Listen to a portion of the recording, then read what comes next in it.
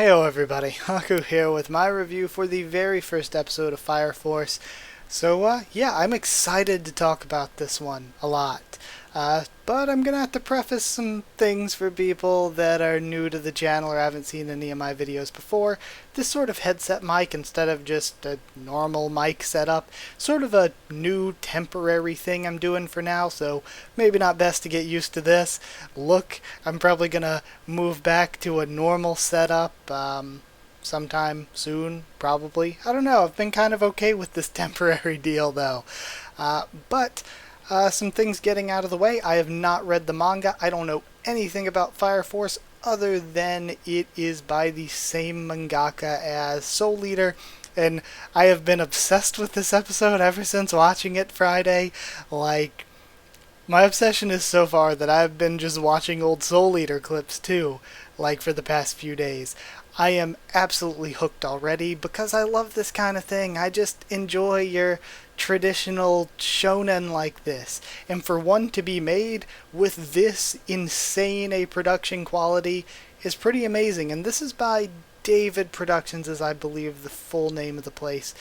And they, I believe, just do JoJo's Bizarre Adventure, and they've done Cells at Work as well. I think that's pretty much all I know them for. I'm pretty sure they also did Bento, but I never watched that. So yeah, I'm very, very, very impressed with the quality of this, and I think the animation is both insanely good, but also very smart. There are certain times throughout the episode where, when it wasn't something serious going on, they had sort of like a lot of still frames or limited animation frames that were really used well, so you could barely even tell. But yeah, I loved the animation. As for the music they used, I loved that too. I think the world is incredible. Two things that'll get me into a series: a good world where even if the story ain't that great, if I'm into the world it's set in, I can probably stick around through the story. And also characters. Characters are incredibly important to me. We don't have too much in that way yet, so I can't speak on that too much yet. But I can say, to talk about the character designs a bit, I think the character designs are amazing. And this goes kind of into the world design too. I think the world looks amazing. I love how there's so many references in the names of things to, like, the sun, fire, smoke, ash. I really, really like that. And the references weren't totally lost on me, even though I don't really speak Japanese, of course. But one thing that's good about the character designs that I really liked is, and excuse me if I compare this series quite a bit in my reviews to Soul Eater, because it's by the same mangaka, so there's obviously comparisons to be made there, and also Boku no Hero Academia, because I think this could be sort of the next big sort of shonen type anime. I think that this could be a really big and popular series. Again, we'll have to see how it goes, but just from episode 1, I'm entirely impressed. So comparing it to those two series, one criticism I tend to have when it comes to Boku no Hero Academia's character designs is you look at all the guys and they're like ripped or jacked, and then you look at some of the girls, and the mangaka Horikoshi has said before that even though he wants to do certain things with the girls' body shapes, he's just not as good at drawing girls as he is guys. But one thing I always have had as sort of a complaint is, I'm like, all these guys are kind of jacked and ripped. It makes sense. They're doing things like combat training or rescuing people every day. They're going to be fighting villains, rescuing people every day. It makes sense that they'd be in pretty good shape for the most part. But then the girls will have just stereotypical anime designs. And for some of the pros, that somewhat makes sense because of the world that they're in being one where just sort of your look as a hero is important, I guess, but it really feels like more of them should be just a lot more fit looking, and that's why I loved the designs. Again, all the guys in this show so far were in really good shape, but I love seeing the difference kind of in Iris and Maki, and having that slight difference is really, really good, where Iris has more of a traditional anime woman design, but Maki is a bit more buff and really cool looking, And the point is, that's realistic. If she kicks ass every day, I mean, it's cool because she looks like she kicks ass every day. So I love that about the character designs. I feel like they're more realistic, and that's another thing compared to Soul Eater. Soul Eater, going back and looking at it, is a very wacky, very comedy-heavy series. And for Fire Force, the world is a lot more realistic looking. It still has the stylistic stuff that was used in Soul Eater, but it's very much more realistic looking. And the same goes for the character designs. The character designs are a lot more realistic looking. So again, it's just a difference in style with what they're aiming for with this world, and I personally like it. I also think that in the episode, there were a lot of really small details that were amazingly well done. Like, one of the things that I can think of is when, I think his name's Hinawa, the lieutenant throws the clipboard across the room into the wall, and I thought that was hilarious. That was one of my favorite parts of the whole episode. And just, he throws the clipboard, but then you see the paper from the clipboard fall down. Just some of those little things there, I think added a bit more into how much I liked what was going on. So yeah, there was that. To talk about the opening and ending really quick, I love the opening. The opening's great. It's basically all action. It's like one big action scene all flowing into each other from all the different characters, pretty much. I really love the ending too. The ending song especially, I really, really dig. But it's interesting how they use Iris as sort of the main focus, the main character in the ending. Just from looking at it at first, I thought sort of Maki was going to be more the female lead opposite Shinra. Yeah, Shinra was the main character's name, but actually Iris is, it would seem. So I think we're going to learn a lot more about what's going on with these nuns or sisters or whatever. And that got me, like, that was something I was thinking as I watched the episode, like, is there an actual purpose in this whole prayer thing they've got going on? Or, like, why bring the extra danger of bringing a person in here just to do the prayer? Does it serve some actual purpose? Or is it just, like, does it do anything? Because just from the outset, it doesn't seem like it actually did anything this episode. Like, whether she was there doing the prayer or not, things would have went basically the same, it would have seemed, but I don't know. So that was me talking sort of about general stuff, since it's the first episode, and talking about that general stuff is super important for the first episode. So now let me go through. I should explain how I'm going to do my note taking so that you can kind of understand a little bit more about what's going into how this hot dog is made. For this and Accelerator, which is starting this Friday, I'm going to be reviewing both this and Accelerator. I'm going to be watching the episode Friday just on my own for fun, so I get that enjoyment, so I get just my pure raw reaction. I'm not missing anything by taking notes. I'm just going to watch it Friday, sleep on it, and then on Saturday I'm going to watch it again. I'm going to take notes on it when I'm watching it again, and I can talk about those notes to help me discuss things in these reviews. So yeah, that's how I did things this week. So these are some notes I took while watching the episode, and I'm going to use those notes as bullet points to talk about the episode as a whole. So they mentioned that it's solar year 189, and what I think that means is it's probably the 189th year since this first generation of spontaneous combustion, infernals, whatever, were going on. That's just how I interpret it to be. They call it Tokyo Kitaku, so I wonder if Kitaku is the new name for what they're calling their nation or whatever, and Tokyo is still the city name. And again, I love when we're seeing the train station and they're talking about like where they're going or what the line is called. It's like Amaterasu and stuff. It's all like fire and sun themes and everything. And even in the designs of the buildings and stuff, there's a lot of that.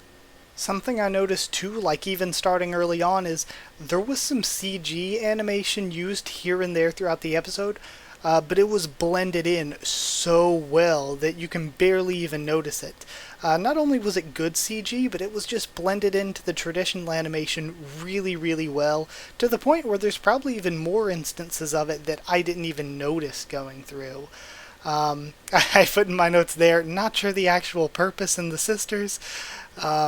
Now, with the big hype scene that, of course, they're throwing this scene in, they put a ton into, let's do all of the edgy, top budget anime sound effects, pull all those files out.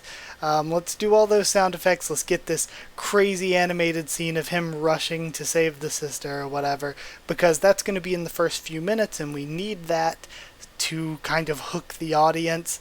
Now, during that scene, they lose some of the actual, like, space and perspective. Like, it seems like the place is, like, really huge there for a second as he's doing this, and that he crosses this, like, crazy long distance. But I don't mind because it looks cool. It did what it was supposed to do. I enjoyed watching it and was like, oh my god, this looks amazing. So I don't really care that it lost some of the actual, like, perspective or space, because it was just good, fun to watch. It was worth the losing of the sense of space. The main character, we then get his name, I have it written down, Shinra Kusakabe.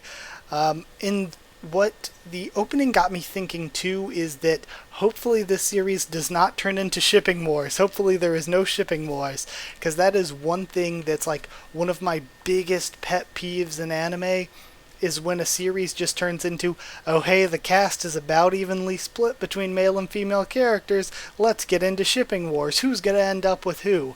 I really, really hope the story doesn't devolve into that, and to be fair, I'm okay with the fandoms of whatever show doing that, but for it to, like, play a part in the actual story is just, no, one of my biggest pet peeves in anime.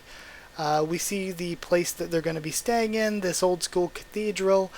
We get the captain's name, Akitaru Obi, and the lieutenant's name, Takehisa Hinawa. I really like him. I think that he's a character that maybe not that many people will appreciate as much, but I thought he was really, really, really funny, and I actually liked the lieutenant's character a lot. We get our first look at the nervous smile explanation from Shinra, and I really love the way that that was played into everything. He smiles when he's nervous, so it makes him look like the cool badass main character smiling as he does this heroic thing.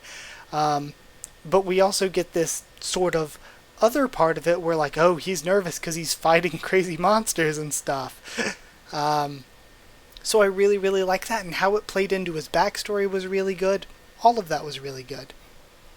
Now, during these downtime scenes, when they were talking, there were a lot of still frames, and there were a lot of frames where just the mouth was moving and nothing else on screen other than the mouth was moving, so limited animation. But again, it didn't really detract from the episode at all, because the art style was handled so well that it tied everything together, and it was still good to look at even when it was a still frame. So yeah, it was just still good. That didn't take away from the episode, and it's a good way for them to save their budget there for the big hype fight scenes. Now, this could become a problem if, say, there's an episode that's pretty much all downtime and characters talking to each other, but for right now, like, just file that as a worry for the future, but for right now, it's, like, not a problem. We have Iris and Maki together in a few scenes, and I actually really, really like them as a duo. They kind of work as a good traditional comedy duo, where Iris is definitely more like a straight man type. Yeah, like a straight man type in the comedy duo, where Maki's sort of the airheaded, whimsical one. I really do like the comedy of the two of them playing off each other character-wise. We get more explanation, because of course we do, just explanation of the human combustion, the infernals, the core they have to destroy, and the part of this that I'm most interested in is they're like, oh yeah, we're supposed to save people, and take down the infernals, and also figure out the mystery behind this, and I'm like, hold on, focus more on that. I want to know why this is happening, where all these infernals are coming from. I want to see them go down that pathway more of trying to figure out what is all of this? Um, Also, we get the backstory there when he's going to sleep at night or whatever, and Sho is totally some special character and he's totally still alive because he has pure white hair. They didn't find any bones or anything. Sho, the younger brother, is totally, definitely gotta be alive and gotta be part of some grander scheme or something. I mean, not saying that they're the mastermind behind it, they were just a baby, but part of somebody's master scheme. Even if they're just a pawn in it. They're totally a special character because they look too special. And to say, oh, there wasn't even any bones found is like just a clear hint, oh, that means they're alive. So, there is that. From there, I like the matchbox. We get introduced to it. And I noticed in the background there's like a Haijima building. So that says, or Haijima would mean Ash Island. So I wonder then if Ash Island is what the place they're at is called now. There's a mention of the great god Sol, who I guess they worship now, but in the cathedral there were windows of 8 people. I wonder if there's some sort of saints or gods or something that the people worship. But again, I'd like to know where all of this worship came from, or again, if everything's burning up, why are you going to worship the sun? It seems like the sun would be the bad guy. Either way, though, I think that the way things were cut together with the coming scenes where the infernal fight was going on and they were cutting to bits of the past and everything was blending together, the directing there was very, very good. Another thing I loved about the series here is the emphasis on teamwork. It wasn't about somebody running in and being a hero. It was about each of them at a role. Iris does the prayer. We have sort of Maki handling the fire, pushing it out of the way. We have the Lieutenant Hinawa kind of long range, suppressing fire.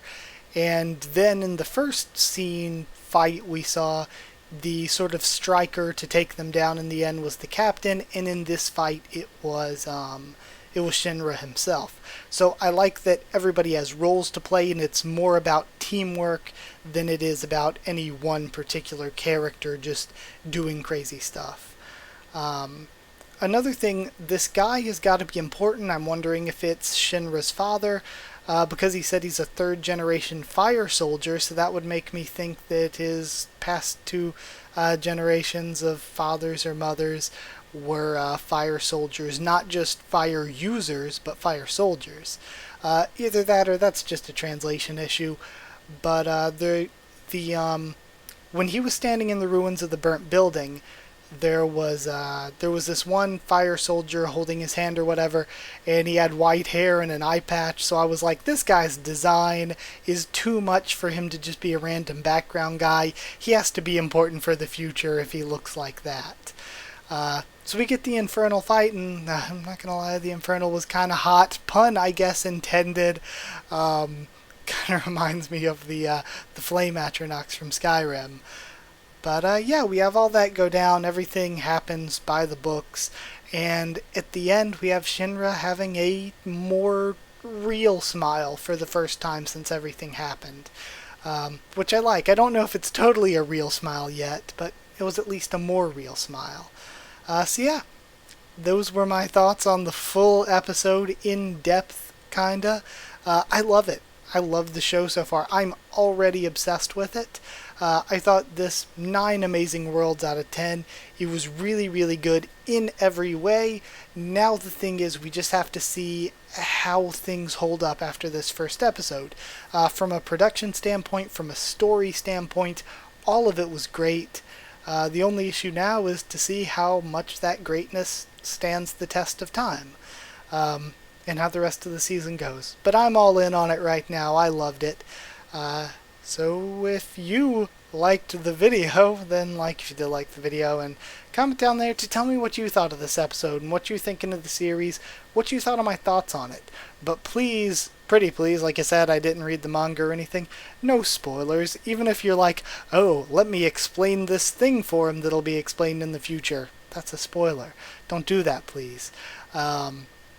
If it's something like that actually happened during an episode, like I'm talking about episode 7, and then you're like, in episode 3 they specifically said this and you totally forgot about it, then that's totally fair game, because that's just me being forgetful and wrong.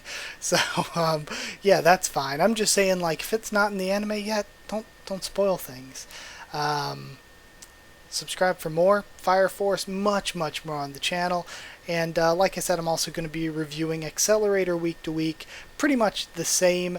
This video was a little bit later than usual, but I would say expect them probably on Saturdays, probably.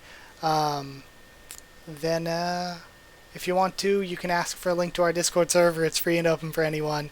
So if you want a link, just ask and I can give you one. If you want to follow on Twitter, then you can. I'll try to keep you updated there too, for stuff on the channel. But that's it. Thank you once again for watching, and I'll see you all next time.